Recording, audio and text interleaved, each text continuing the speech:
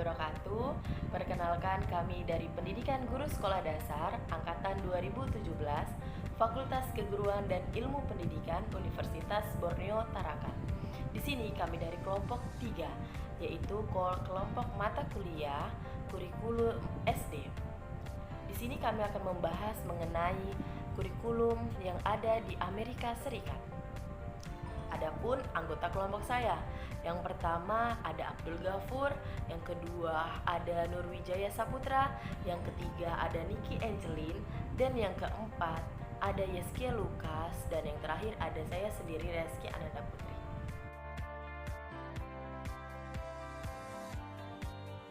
Baik, saya akan menjelaskan tentang latar belakang kurikulum di Amerika.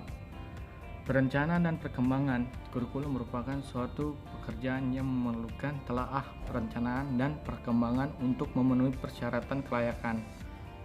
Dinamika perkembangan bangsa menuntut perkembangan kurikulum perlu memperhatikan perkembangan yang ada di dunia saat ini. Sistem pendidikan yang menonjol di Amerika Serikat adalah desentralisasi. Pendidikan di Amerika Serikat sudah dirintis pada masa Amerika Serikat belum terbentuk. Negara ini malah belum memproklamasi kemerdekaannya. Komplikasi perguruan tinggi sebagai dasar pendidikan Amerika Serikat yang didirikan oleh pemerintah kolonial. Pada masa-masa awal, rakyat di seluruh kolonial sudah sadar yang paling penting untuk masa depan adalah dasar-dasar pendidikan dan budaya Amerika. Amerika Serikat telah memenangkan tahun lalu, tentu saja memiliki banyak pengalaman dalam mencari informasi pendidikan yang cocok. Bagaimana dan seperti apa masalah pendidikan di Amerika Serikat? Masalah yang sangat penting menjadi wawancara bagi pemerintah. Masalah pendidikan.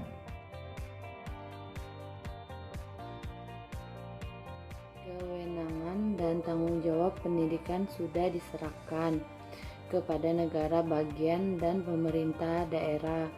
Maka Departemen Pendidikan Federal hanya menjalankan monitoring dan pengawasan saja. Di tingkat negara bagian dibentuk sebuah badan yang diberi nama Board of Education.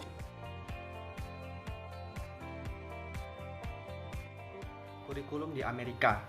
Nah, kewenangan dan tanggung jawab pendidikan sudah diserahkan kepada negara bagian dan pemerintah daerah. Maka Departemen Pendidikan Federal hanya menjalankan monitoring dan pengawasan saja di tingkat negara bagian. Dan kemudian saat itu juga dibentuk sebuah badan dan diberi nama dengan Board of Education.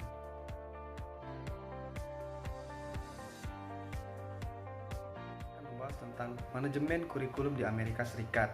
Nah, teman-teman, di sini kurikulum khususnya di sekolah dasar ya, memiliki pembelajaran dasar seperti aritmatika dasar, matematika, bahasa Inggris, dan mata pelajaran lainnya seperti pelajaran sosial, pengetahuan alam, dan juga pengembangan fisik, kesenian, serta membaca.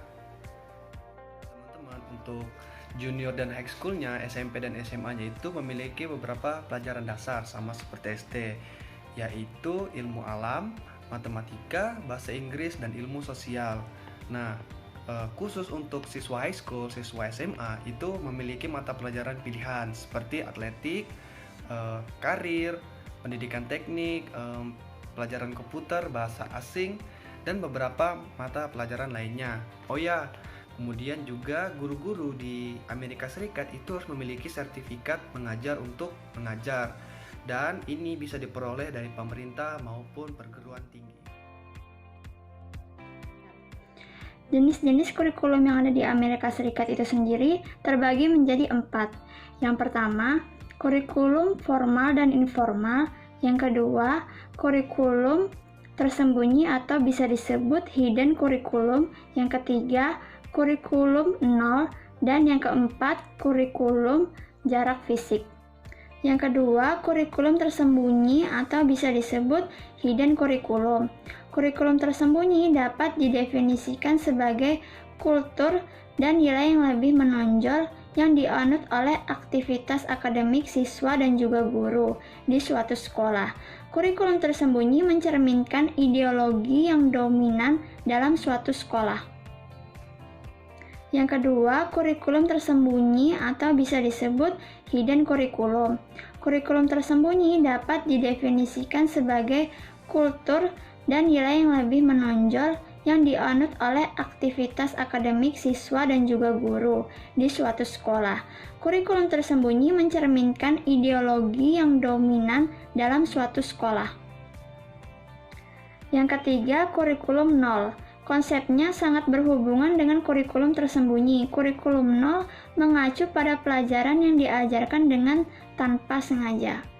Kurikulum nol dikategorikan menjadi dua bagian. Yang pertama, proses kognitif dan materi pelajaran yang lebih ditekankan untuk diajarkan, baik yang ada dalam kurikulum formal maupun yang tidak. Contoh, untuk mengajarkan anak-anak tidak menghafal abjad, apakah cara yang digunakan adalah menyuruh mereka untuk menghafal di depan kelas atau guru yang mengulang di depan kelas? Dan yang keempat, kurikulum jarak fisik. Beberapa pendidik berpendapat bahwa apa yang terjadi di sekolah adalah sebuah kurikulum. Jadi, desain fisik sekolah bisa juga disebut sebagai kurikulum. Bukan suatu kebetulan bahwa sekolah abad ke-19 didesain seperti candi dan gereja, karena maknanya candi atau katedral adalah pengetahuan. Selanjutnya ada metode dan media pembelajaran di Amerika Serikat.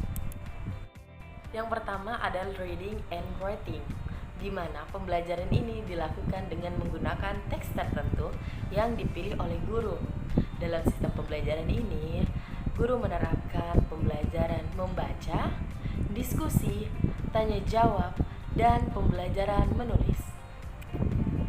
Yang kedua ada moving class, di mana dalam sistem moving class di Amerika Serikat, siswa bergerak untuk berpindah tempat atau berpindah kelas sesuai dengan jadwal yang telah ditetapkan, sehingga guru stay di dalam ruang kelas masing-masing. Dan yang ketiga yaitu yang terakhir, di mana guru menerapkan sistem team teaching. Jadi setiap mengajar, guru selalu berkolaborasi dengan guru lainnya maupun dengan asistennya, sehingga di kelas terdapat dua guru, guru utama dan guru pengganti. Adapun sistem evaluasi pendidikan di Amerika Serikat. Yang pertama yaitu prestasi belajar. Dalam melakukan penilaian prestasi belajar siswa menggunakan tes secara desentralisasi. Yang kedua, menggunakan evaluasi siswa. Evaluasi ini dilakukan oleh Institute National Assessment Progress yang merupakan program dari Departemen Pendidikan Amerika Serikat. Dan yang terakhir, setelah melakukan penilaian dan evaluasi, terbentuklah sebuah laporan. Laporan tersebut akan dimasukkan ke dalam Nation Report Card.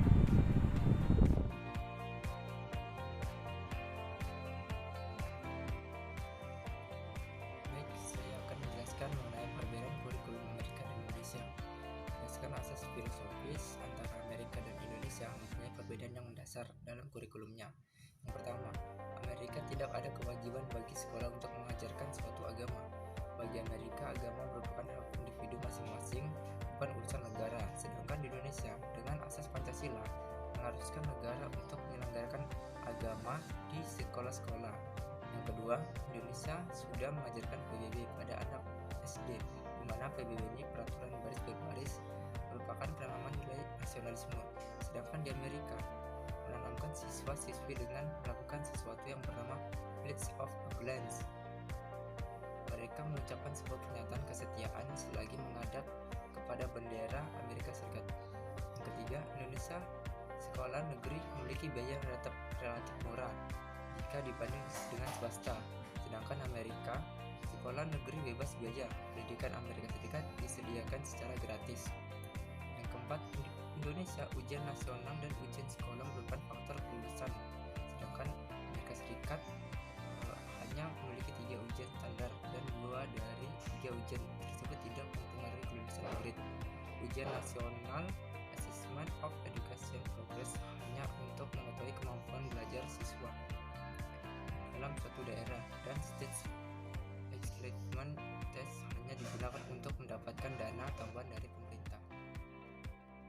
Sekian dari pemaparan materi kurikulum SD, yaitu mengenai kurikulum yang ada di Amerika Serikat. Terima kasih. Wassalamualaikum warahmatullahi wabarakatuh. Semoga bermanfaat.